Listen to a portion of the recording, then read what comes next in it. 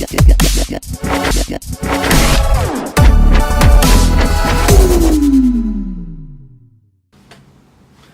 and gentlemen, welcome back to Football Talks TV.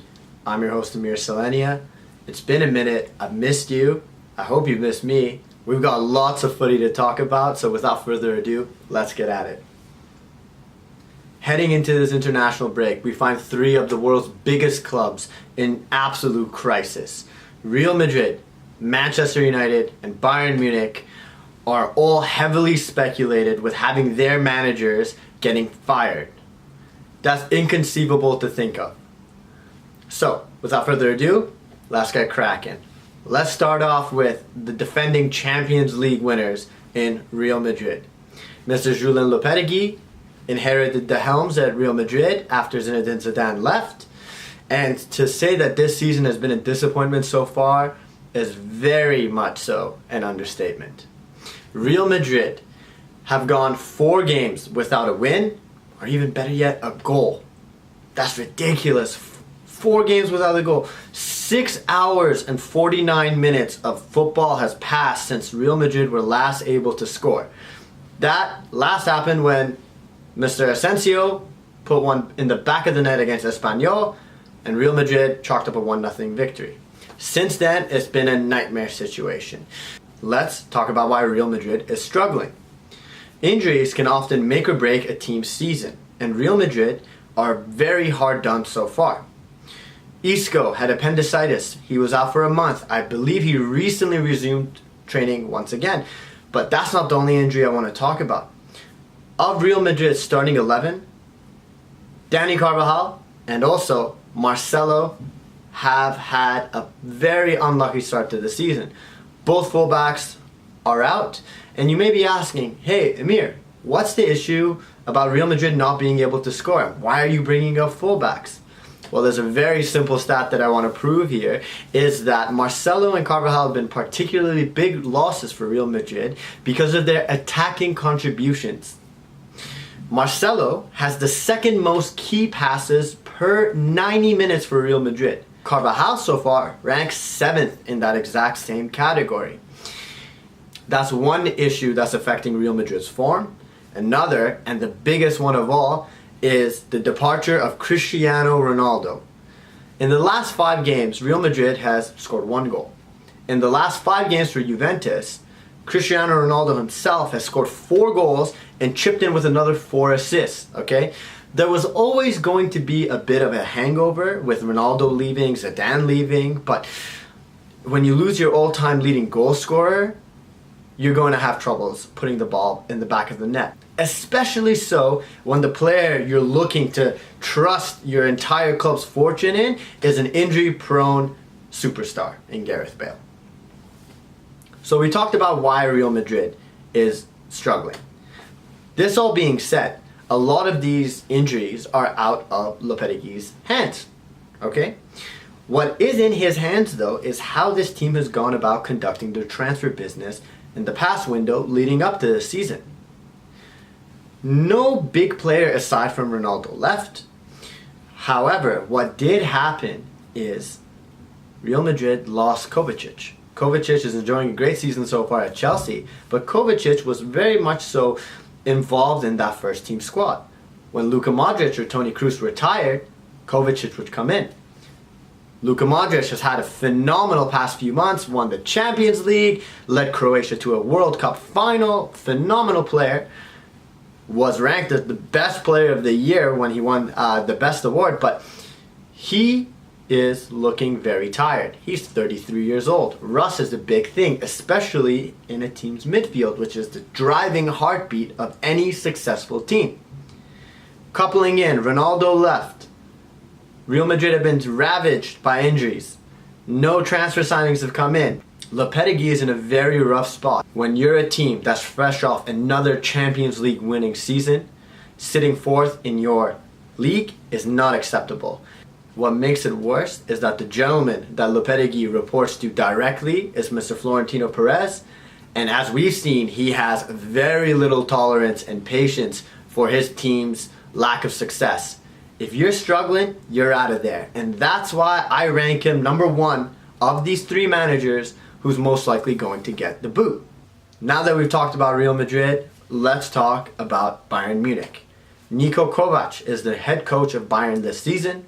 He comes into this team after winning a DFB Pokal last season, and Bayern Munich, who fired Carlos Ancelotti and had Jupp Heynckes come in, weren't able to get their first choice manager in Thomas Tuchel, and so they had a little bit of a panic and they signed Kovac, or at least that's what the reports coming out of Germany indicate.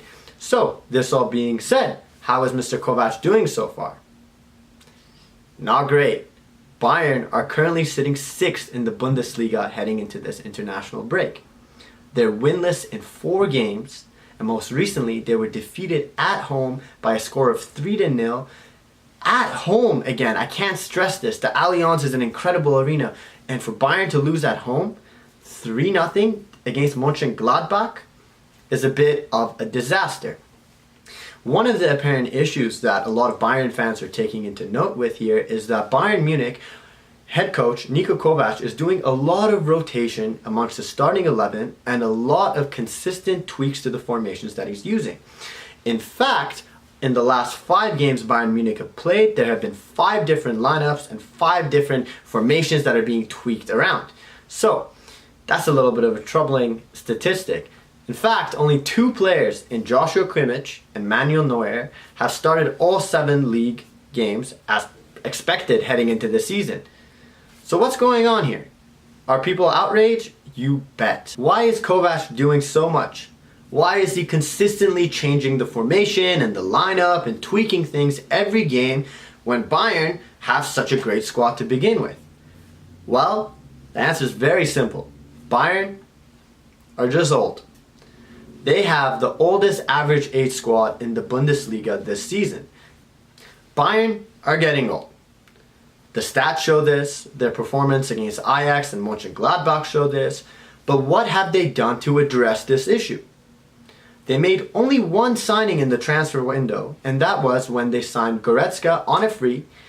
However, they did get a couple loan players back in Serge Gnabry and also Renato Sanchez, but this coupling in with injuries to key players such as Kingsley Coman and Corentin Tolisso and also Rafinha have left the squad looking very short.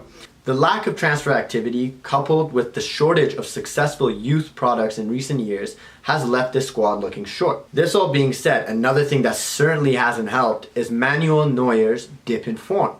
In fact, Manuel Neuer has ranked as the 2nd worst save percentage in the Bundesliga this season. On the other end of the pitch, Bayern are having trouble getting the ball to their attacking players. In the most recent game against Mönchengladbach, Robert Lewandowski just had 12 touches of the ball. That's his lowest ever in a Bundesliga game, okay? That is an insane stat. While that's going on, Bayern are still putting on shots. It's just that their shot selection isn't incredible. They had 53 shots off over the last 3 games. Surely you got to be able to work in some of that passing, work it in off set pieces, get the ball to Lewandowski to let him do what he can. All of this being considered, I'm saying that Bayern are most likely going through a rough patch at the moment. I believe they're going to right the ship, but a question of how long it takes and whether if they can do it or not will play a big role into deciding whether Mr. Kovac stays at the helms or is going to start having to look for another club. Manchester United fans are rightfully outraged over their club's current standing in the Premier League. United are sitting 8th right now. That's a far cry from a team that was expected to be competing with the likes of City last season for the title. So with this all being said, we have to look at what Jose has done so far. They haven't had a good run of form. They haven't played anyone from the top 6 aside from Tottenham, in which they lost 3-0. And now they have a schedule filled with playing the rest of the big boys in the Premier League. Fans are outraged over how Mourinho has handled Pogba. In my opinion, Pogba has been a very brutal club captain in the way he's gone about consistently undermining Mourinho, and I believe it was rightfully so that he stripped him of his captaincy. You have to fall in line behind your manager, even when times are great, even when times are poor. I didn't like that, but hey, it is what it is, and what needed to be done got done. So, is sacking Jose Mourinho the right call? Is it going to happen? Let's break that down right now. Okay, Jose Mourinho, is a fantastic manager. Out of the three that I've mentioned, he is the creme de la creme. He's a guy who's won trophies in various leagues, multiple leagues, and demands respect. Heading into their final Premier League fixture before this international break, Manchester United were expected very widely to sack their manager, Jose Mourinho, after the Newcastle game, regardless of the result. Mourinho and the rest of the Manchester United boys were able to churn out a 3-2 come-from-behind victory against Newcastle. Again, let's address the speculation that Mourinho was widely believed to get the axe. There are two members of the Manchester United board that have Jose's back through thick and thin. That is Executive Vice Chairman Ed Woodward and also Managing Director Richard Arnold. These two guys love Jose. Ed Woodward, before the game, told Jose to dismiss the speculation as nonsense, and in fact, Richard Arnold, post-game, interrupted a Jose Mourinho interview to hug him and congratulate him on a well-done result. These two gentlemen are very sympathetic of what Mourinho's shortcomings have been this season. Mourinho has publicly condemned United for not being able to spend money for his team to compete. He knows the issues in his team. He needs to address the defensive frailty that United have. So, when he's not able to go out and make these signings, the team that he has right now is just simply not good enough to be where Manchester United fans are expecting it to be. United's issue is, in my opinion, their defensive backline. They need a new defensive midfielder. It's not great on the defensive end of things. Mourinho is the right guy. He needs to make some signings. Ed Woodward has already started this process of Manchester United going out and signing players by holding several meetings at Manchester United's London base with player agents and representatives of players that he wants to sign. United need to fix their defensive issue. It's a good sign of things to bode well, but Jose needs to hang on until then. Their defensive issue is pretty brutal. Phil Jones, Lindelof, are you kidding me? These two are not starting center backs at teams that are expected to contend for the Premier League. Come on. It makes a lot of sense why fans are outcrying that it'd be cheaper to get rid of Jose instead of Sanchez and Bailly and also Paul Pogba, who have all voiced displeasure, right? Even Valencia liked an Instagram post saying that Mourinho should leave and chalked it up as, oh, it was an accident. No one believes that, Valencia. Who are you kidding here, bud?